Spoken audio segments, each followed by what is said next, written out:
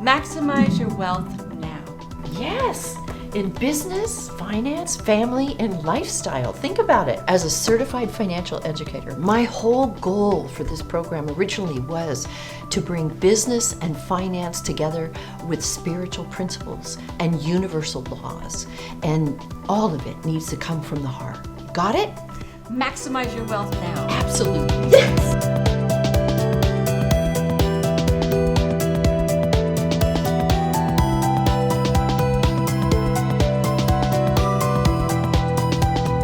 Welcome to Maximize Your Wealth Now in business, finance, family, and lifestyle. In this show, we have some amazing guests. You're going to learn all about risk and business, and you're going to have so much information that you can put into process right now. That's right.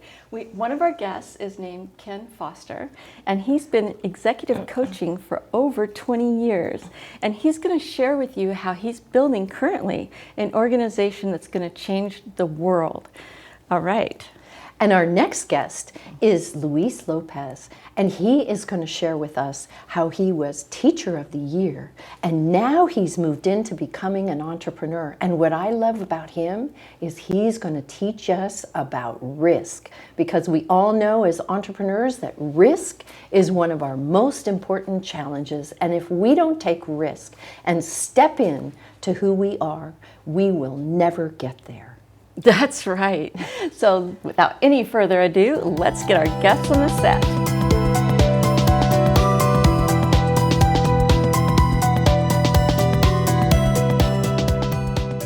Ken Foster is a best-selling author, international speaker, intuitive money strategist, and CEO at Ken Foster's Premier Coaching. He is one of the country's leading figures in the science of business and consciousness. Over the past 20 years, Ken has worked with thousands of business owners to raise their awareness, increase courage, and transcend their limitations around relationships, business, and communication while adding profitability to their organizations. Ken is a master at guiding clients deep within to find the answers to their greatest challenges. His energy, power, and awareness of how to tap into the superconscious mind of spirit inspires clients to achieve higher levels of thinking by aligning their soul power with their soulful dreams. Ken is a best-selling author, international speaker, and has shared the stage with America's top new thought leaders and business experts, including Stephen Covey, Jay Abraham, Laura Langmeyer, Robert Allen, Mark Victor Hansen, Bob Proctor, T. Harv Eker, and Jack Canfield. Recently, Ken founded the Stars of Courage, a nonprofit organization that will provide coaching,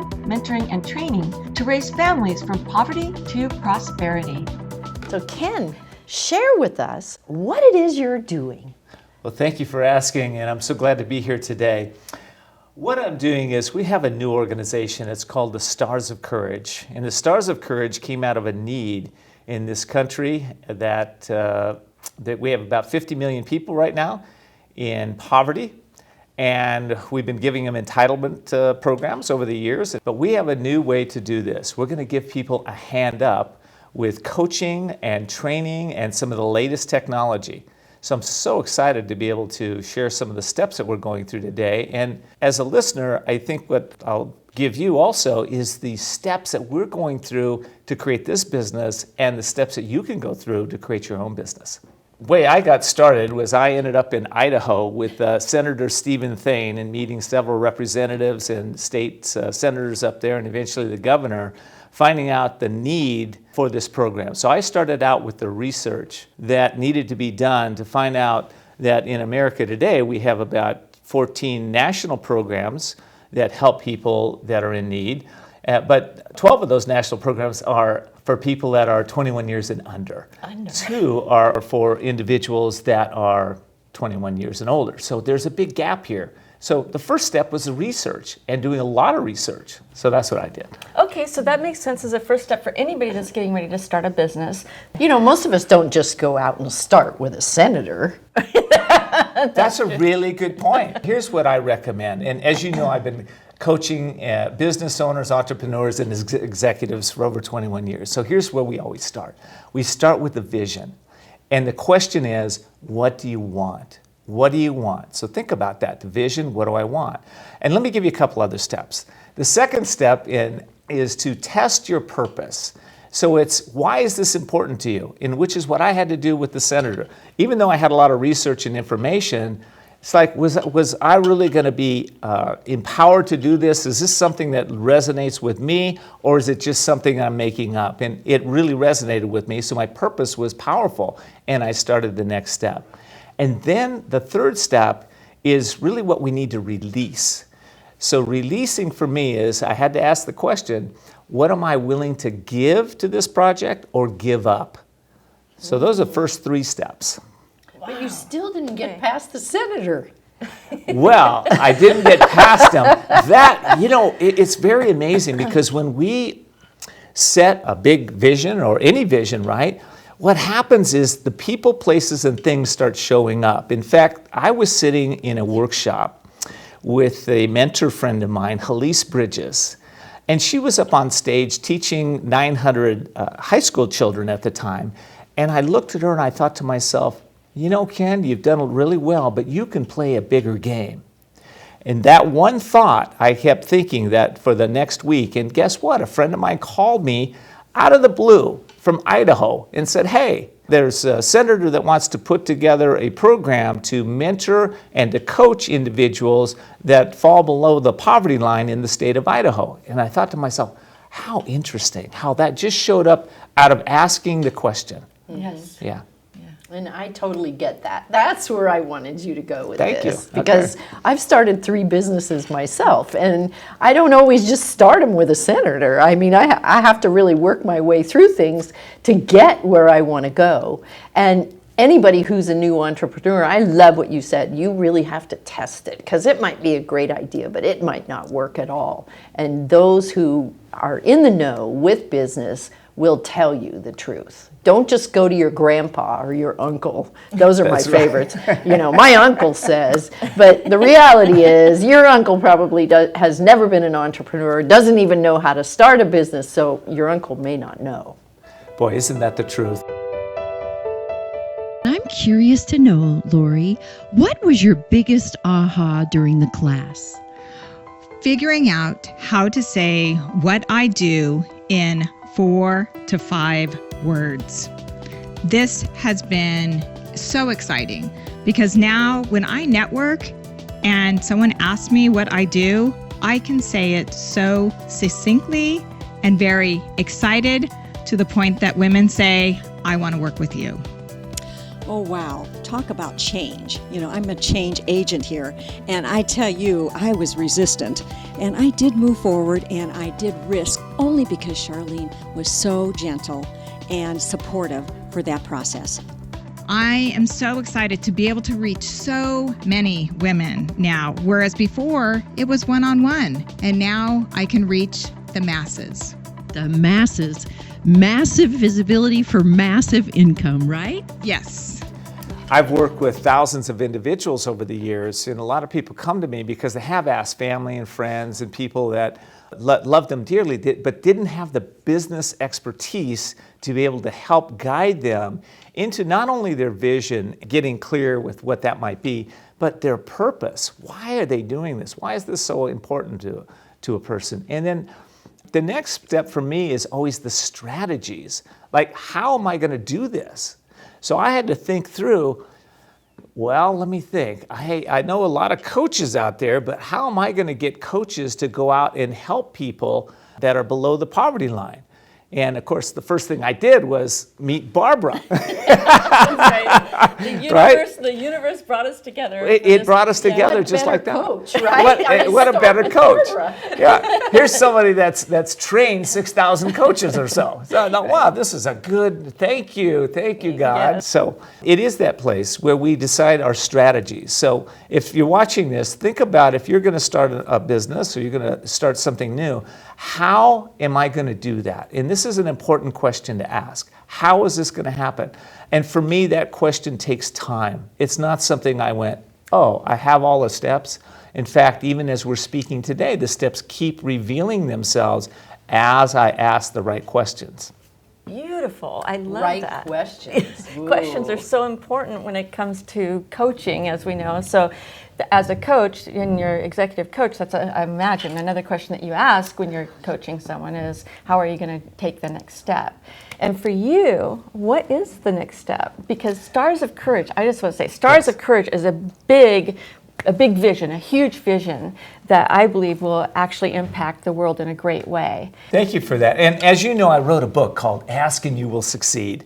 It's 1,001 extraordinary questions in that book in 35 different categories to support individuals in asking those right questions. Beautiful. And the next step, well, I always like to look at risk.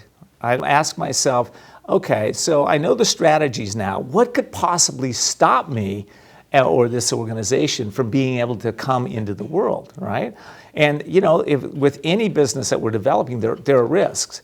With this organization, the senator and I, we were up there, and they were trying to pass a bill. And I thought to myself, what happens if that bill does not get passed? What am I going to do? That's what really opened up the strategy to follow what Make-A-Wish has done. Follow a model that's already been created, not to try to reinvent the wheel, but to ask what the risks are so that I could find those models that have already been done. That's brilliant. I've heard that advice from somebody else. When you're getting ready to start a business, look for a model that's similar to what you want to do and model your business after that, especially if it's a working model. Right. That's exactly right. They've been through all of it already. That's correct. And so I love to call it tacking back and forth, because if you don't have somebody that's ahead of you that's done all the tacking before you did, then how do you know whether you're going to hit a pitfall or not? That's the biggest problem I think we have. And even when we're hiring coaches, right? When we're hiring coaches, if they haven't been there and they haven't experienced it, then how do they get us where we want to go? Coaches and mentors are such a key to creating business success. I personally have had a coach for the last 21 years, and usually I have 2 or 3 coaches. Maybe it's because I'm not the smartest guy in the block, which is fine. I always try to hire coaches and mentors that are a lot smarter than me. That's the idea. Isn't that the idea? So that they can guide me and show me what's next. And there is a piece of humility that really goes along with being an entrepreneur or even an executive in a corporation. I know we have to be good followers before we can be good leaders. And I practice that every single day. Every day I'm learning, I'm growing, I'm trying to become a little bit more of who I am and try to bring a little bit more joy and happiness in this world. That seems to be my mission, but everybody's mission's a little different, but the principles are all the same. Right. Meditate, right? Can you just share a little bit about your practice and your meditations? I sure can. I've been a meditator for about 20 plus years, and for me, it's morning and evening, and it's about an hour in the morning, half hour or so in the evening. And that may sound like a lot to some people listening to this, and trust me, I didn't start out there, but I did meet the ambassador to Sri Lanka for the United States. And he's the one that inspired me tremendously to increase my meditation. I asked him, here's a busy guy who's representing the United States, owns several businesses, and I said, we got on the subject of meditation, and he asked me how long I meditated, and I told him, and I asked him, well, how long do you meditate? And he said, I meditate 3 hours a day. Oh, what? 3 hours a day? Are you kidding me? And then he says, hold everything. Let me introduce you to my friend. And he walked me over to the friend. Now, this friend of his owned a chain of banks in southern India. He owned the largest hotel chain in southern India. And I asked him, so how long do you meditate? He says, 3 hours a day. And I thought to myself, isn't that interesting? Because what I've learned is that in the stillness is where every single answer comes for the next step in this business. And it's not just business. It's all about life, making the right life choices. And think about this as a business owner. If we're making the right choices, how much success can we have? The opposite is true too. If you're consistently making the wrong choices, how many blocks do you have, right? Right. Which is another reason to hire an amazing life coach or a business coach, because they can help you get through the blocks. beautifully. I love that. And I hope that you've really gotten some insights into how to start a business and the important steps that you need to take in the beginning, because so many of us don't know how to do that. And I just want to say thank you. You were wonderful. Yeah, I appreciate that too. So I'm just going to ask, is there one last thought that you'd like to leave with people today? The last thought is that if you're sitting around, you're thinking about, I'm ready to expand my presence, I'm ready to become more in this world, then I would encourage you to take up a meditation practice, understand the principles of business, and be able to hire a coach or a mentor that'll really help you take your life to a completely new level. And isn't that what we're here to do, to evolve ourselves, evolve our consciousness, and be all we can be? Absolutely.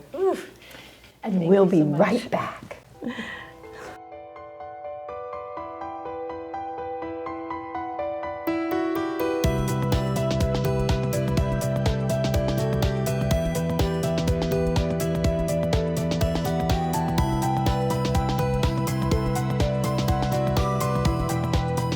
We want to give you some clarity on how you can step up and make a difference. You have seen guest experts come on our show, and if you have a mission and a message, we would love you to come on our show and deliver that to the masses.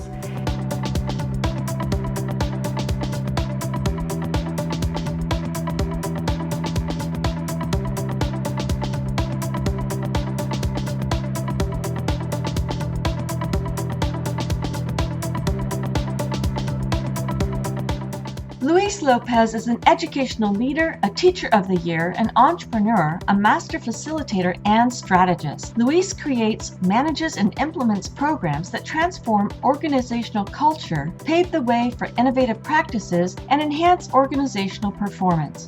His divergent approach has helped many small businesses, academic institutions, and nonprofit organizations. Luis is an award-winning educator with double majors in sociology, economics, and double master's degrees in cross-cultural education and educational technology. Luis has a profound love for learning and has experienced working with world leaders on projects that help communities thrive. Luis believes that a life of service is the foundation of success and serves as a role model for leadership to his community. Luis loves music, surfing, and spending time with his beautiful wife, Kehoe. Luis's passion is living in the flow, and his purpose is to bring 100% success to 100% of humanity. Welcome back to the set. We are here with Luis Lopez. And as I said to you a little bit earlier, we are going to talk about risk and how he moved from being a teacher to an entrepreneur. Welcome to the set, Luis. Thank you for having me. We're really excited that you're here because we have so many entrepreneurs in our audience. And you know, so many teachers would like to be an entrepreneur, but they have no idea how to go about doing that. And so I'm hoping that maybe you could give us some sense of what those steps might be. You know, one of the things I always found is that when you start a career and when you're in your career, time tends to be a central issue for everybody. You know, I'd love to build something, I don't have the time. Well, where's that time going to come from? You know, when are you going to have the time? And really, you're never going to have the time. So I was lucky enough to have a very good coach and mentor. Halise Sparky Bridges does a great job. One of the first issues we talked about was how to expand time. And for me, it really came to this, is that when you start doing things and being things that are all aligned, they're all connected. It's not like I'm going to go build this business and it's going to be separate from what I'm doing teaching. No, it's serving my bigger mission and purpose in life. And from that place, everything that I do is connected, and the relationships I build all serve each other. So it allows me to expand who I am and what my purpose is. So for me, it's really getting in tune, and this came up to me recently. My mom found an essay I wrote in high school. Like, you never know why people keep those things. Wow. It was like, wow, I can't believe you kept this. And the title of the essay was called A Vision of Happiness. And I was like, wow, this is interesting because I'm really grounded in this right now. And in that 17-year-old, I wrote about how what I wanted to be the happiest I could be and teach people how to be happy as well. And if we had a happier world, it would just work better for everybody. Absolutely. And I thought, wow, that's awesome. Yeah, that's a great goal. Yeah, I'm going to incorporate that to what I'm up to now. And what I'm up to in education is really inspiring young people to achieve their own potential, their own inner greatness, and really disrupting the education model, and that teaching those things aren't really involved in school, like entrepreneurship, leadership, communication, digital literacy, and pushing the envelope. And that's when I realized, wait, I'm an entrepreneur inside my career. I didn't know that at first. It wasn't until I found that definition that I realized I'm taking risk. I'm taking risk because I'm doing things out of the norm. Well, what does an entrepreneur do? They take risk. What else does an entrepreneur do? Entrepreneurs fail. Boy, you got that right. And I realized that I was willing to embrace whatever lessons I had to learn to get to the next level, to elevate my students to their own great success. Well, how do I do that? I can't teach what I am not. I can't pass on what I haven't become. And so in that mission, I asked the question, how can I become an entrepreneur and serve my purpose? And in that, there was a couple failures. It was great because it was a learning curve. And to the point where I'm at now, and I got such clarity with what I'm up to, I launched a consulting company called Maven Dynamics, which seeks to transform the educational model by providing educational consulting. I partnered with my friend Rich, who's a fire chief, my friend Tommy, who comes from the church world, and who are also successful entrepreneurs. And having the service background really elevates us in being able to help other organizations and people really be service-centered. And it's still serving my purpose, which is improving the educational model. So do I have time for that? Absolutely. My other project is called The Church, where art is religion, and it's from aspiring artist to thriving entrepreneur. And that's also another model we're working on that's going to take a lot of figuring out and tinkering, but we'll get it.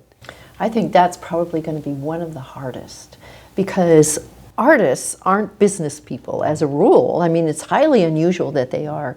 And to try and teach them how to do business when all they want to do is create, and paint or whatever it is that they do, it's so hard that, yes, they are an entrepreneur, but they have no concept of what it takes to be an entrepreneur, how to make money, and how to make an income.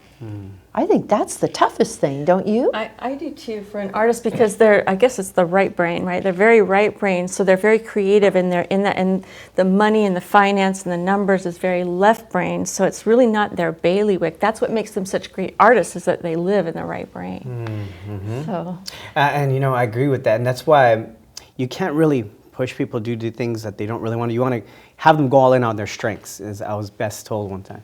And maybe their strength is that artist, but how about building a team around them about what they truly, really want to live from, where they can just create, and it can be put to use in a way that's providing income and people are making a living off of it. Why not create a mentorship program around getting their inner greatness out into the world and building teams around it? So we're in the discovery phase of that, what exactly that looks like. And part of that, we've created a creative services department. Well, let's create a creative services department. Artists want to work and they want to use their passion. Let's put that passion to the world where it can serve the entrepreneurial community.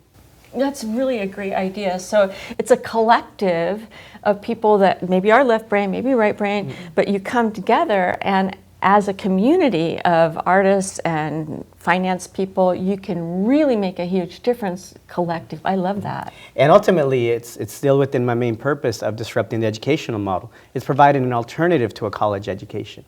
Anybody can come in from the ages of 18 to 24 and spend a year learning the craft, getting a mentor, getting a coach, and immediately make an income from living their art and their vision. That's beautiful.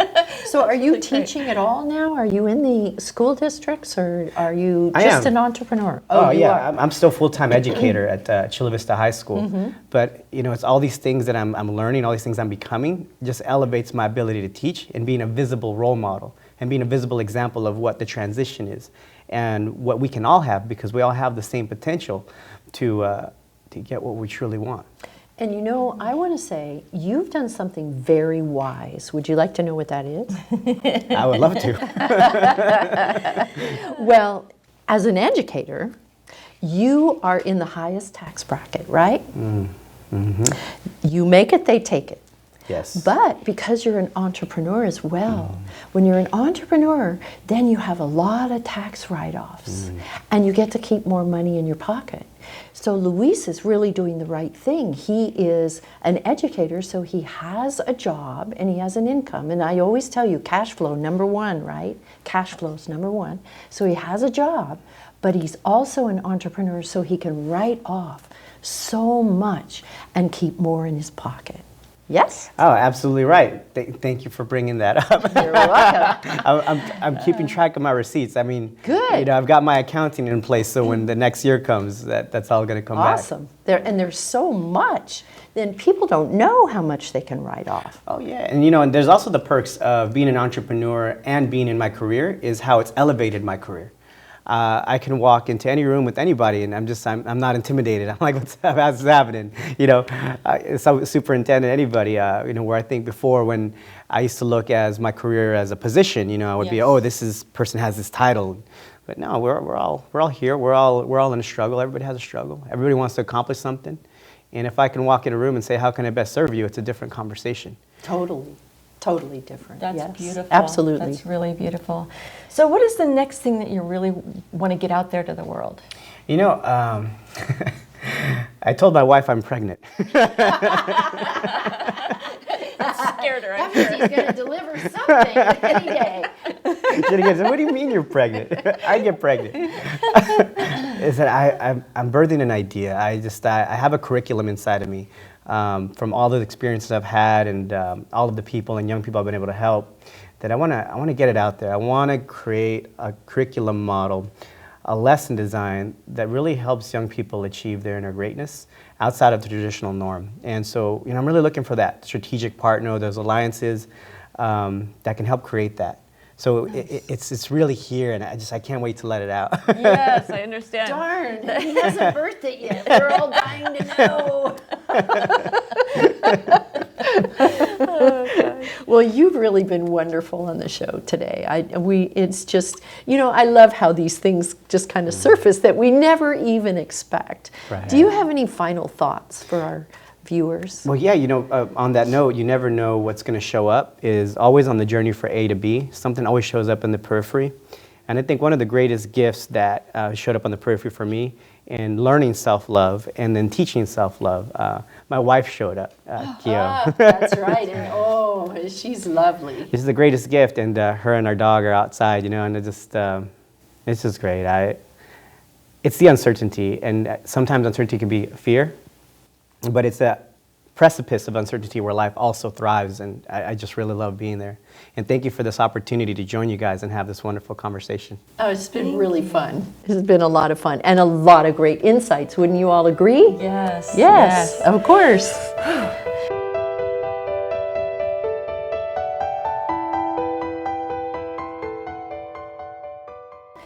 Thanks so much for being with us today. We have learned so much information, and I hope that you found a lot of good insights in who we've interviewed today. Stay tuned, come back next week, and we'll see you then. And don't forget to watch to the end so you'll see our surprise.